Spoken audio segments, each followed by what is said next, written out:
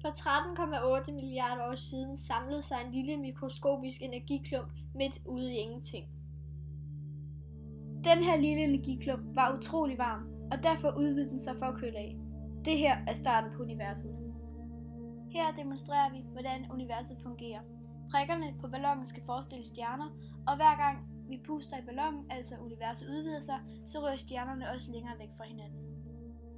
Lang tid efter universet startede på at udvide sig, er universet blevet så stort, at protoner kunne begynde at indfange elektroner og kunne danne de første grundstof hydrogen. Derefter kom der henholdsvis helium, lithium, beryllium og bor. Der blev dannet atomer og derfra molekyler. De kæmpe mængder af atomer og molekyler kunne trække sig sammen og danne planeter og stjerner. Der blev hele tiden dannet nye stjerner. På Mælkevejen kan man se, at masser af de her skyer er i fuld gang. Det var de første byggesten til vores verden. Solsystemet er dannet for ca. 4,5 milliarder år siden. Udgangsmaterialet var en interstellar sky af støv og gas, hvis udadrettede gastryk netop balancerede med skyens egen tyngdekraft. Inde midt i solsystemet er solen. Solen er en stjerne og er derfor også lavet på samme måde, altså en sammentrækning af gas og stjernestøv. Solen er som sagt inde i midten, da den er størst. Den laver en slags bule i rummet. Lad os nu sige, at æblet og appelsinen er planeterne. Planeterne vil automatisk dreje rundt om solen sammen med de andre planeter. Selvom solen var til, var der intet lys. Det var der ikke, fordi der var en stor mur af gammapartikler, altså fotoner, som blokerede. De neutrale atomer kunne ikke stoppe fotonerne på deres vej gennem universet, og der blev lys. Nu kunne lys uhindret bevæge sig gennem universet. Det første lys efter Big Bang kan i dag registreres som en svag mikrobølgestråling på hele himlen. Det kaldes eftergløden fra Big Bang. En planet ved navn Theia kom en dag på afveje, da det styrtede direkte ind i jorden Gaia, og der kom en kæmpe eksplosion. Gaia og Theia sad nu sammen og blev slebet rundt, og den blev til den, vi kender i dag som jorden. Alt stødet og resterne fra eksplosionen blev til månen.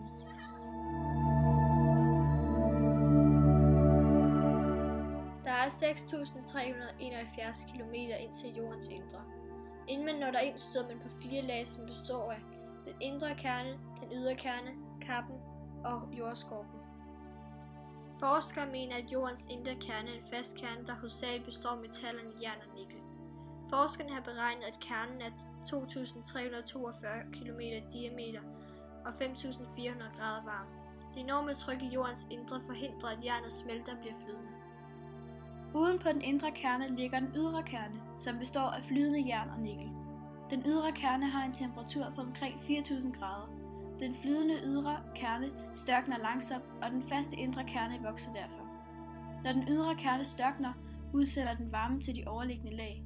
Kernen er det lag i jordens indre, der har den største massefylde. Uden på kernen ligger kappen. Kappen består af forskellige bjergarter, der har lavere massefylde end det jern og nikkel, der er i kernen. Temperaturen bliver gradvist lavere op gennem kappen, fra 3.700 grader i bunden til 500 grader i toppen. Bjergarterne i de nederste 2.300 km af kappen er faste og hårde. Over dem ligger et 500-550 km tykt lag af bjergarter, hvor en lille del er smeltet. Derfor kan dette lag langsomt ændre form over millioner af år og flyder ligesom stiv sirup eller tjære. I de øverste 100 km af kappen er bjergarterne stive og hårde. Jordskorpen er det yderste meget tynde lag på jordens overflade. Det er den, vi lever om på, og bjergarterne her er velundersøgte. Skorpen består af de letteste bjergarter med den laveste massefylde. Bjergarterne er forholdsvis stive og flyder oven på de relativt tungere bjergarter i kappen nedenunder. Jordskorpens tykkelse varierer meget fra mellem 20 og 70 km under kontinenterne til kun 10 km under havbunden.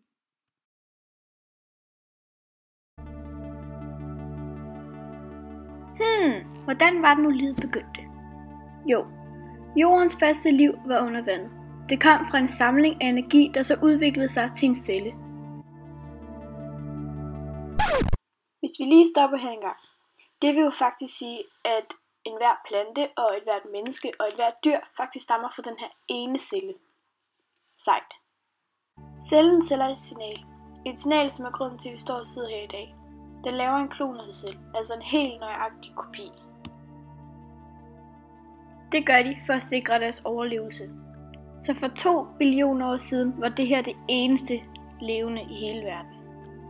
En hver lille fejl ændrer hele verden.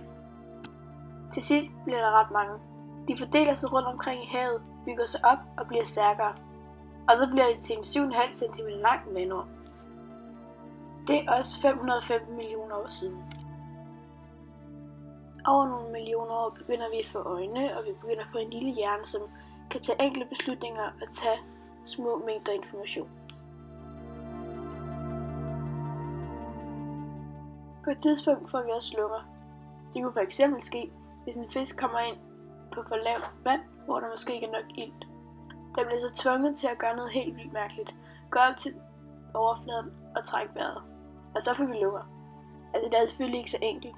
Vi deler os hele tiden i forskellige retninger. Nogle kommer på land, hvor man for eksempel kunne tilpasse sig med tykkere hud mod solen. Vi tilpasser os i hvert fald hele tiden efter hvilket miljø vi er havnet i. Vi udvikler et større og stærkere kæbeparti, så vi nemmere kan få føde. Vi kan spise mere hurtigere. Nu er vi dinosaurer. Det er dinosaurernes skyld, vi har så gode sanser. Hvis det ikke var for dem, ville vi måske stadig lægge æg i dag, fordi dyrene stoppede med at lægge æg, fordi ellers ville dinosaurerne spise dem. Derfor udviklede dyrene sig, så de ikke behøvede at vente på at æggene klækkede. De var født klar. Uventede meteorer kommer ned fra himlen.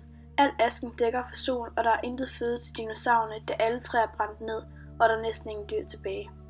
Musseline dyr overlevede, da de græsser ned i jorden. Efter nogle millioner år er skovene tilbage som det vi kender som jungler. Og de musseline væsener formerer sig mere og mere, så de ligner aber, for det var de nødt til for at overleve, for frugten var i træerne, og det var dem man fik det længste liv af. Vi lærer at gå på 2 ben, vi lærer at bruge værktøj, vi lærer at arbejde sammen, vi lærer at jage, vi lærer at kommunikere, og millioner af år går, og vi er Homo sapiens.